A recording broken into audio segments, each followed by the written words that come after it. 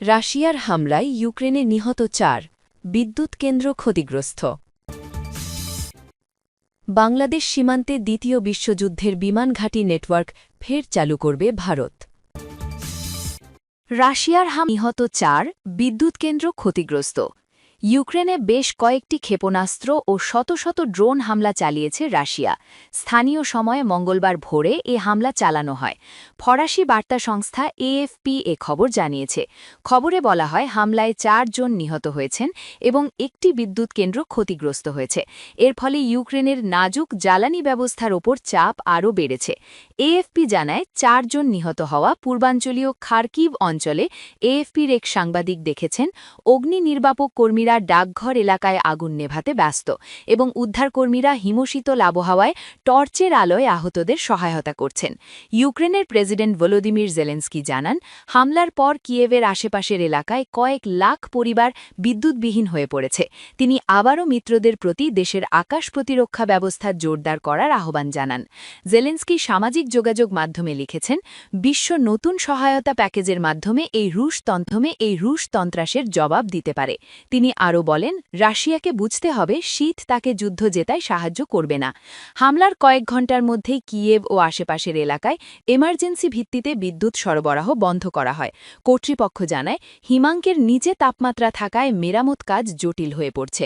ইউক্রেনের বৃহত্তম জ্বালানি সরবরাহকারী প্রতিষ্ঠান ডিটিইকে জানায় রুশ বাহিনী তাদের একটি বিদ্যুৎ কেন্দ্রে হামলা করেছে। অক্টোবর থেকে এটি তাদের বিদ্যুৎ কেন্দ্রের ৮ম হামলা। তবে কোন বিদ্যুৎ কেন্দ্রটি আক্রান্ত হয়েছে তা প্রকাশ করেনি প্রতিষ্ঠানটি। ডিটিইকে জানায় ২০২২ সালে রাশিয়ার আগ্রাসন শুরুর পর থেকে তাদের বিদ্যুৎ কেন্দ্রগুলিতে ২২০ বারেরও বেশি হামলা করা হয়েছে।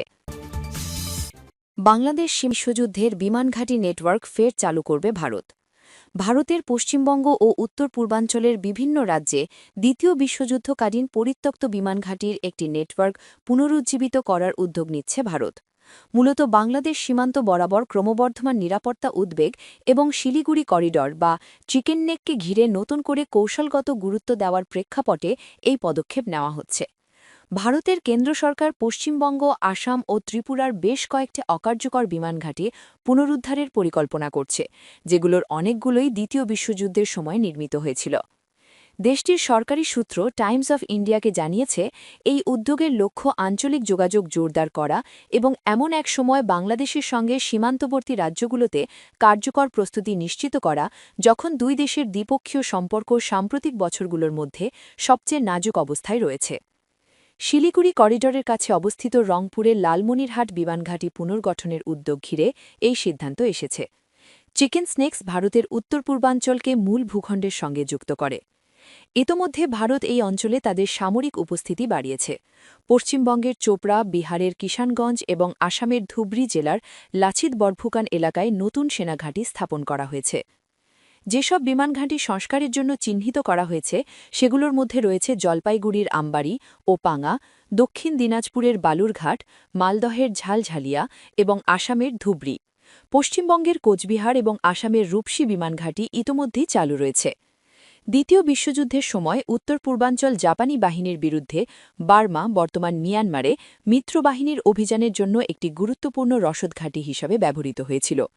ত্রিপুরা, আসাম ও বাংলায় বহু বিমানঘাঁটি ছিল, যেগুলো বার্মা অভিযান, চীন বার্মা ভারত থিয়েটার এবং লেডো বা স্টিলওয়ে সড়কের মতো সরবরাহ রুটকে সমর্থন জুগিয়েছিল।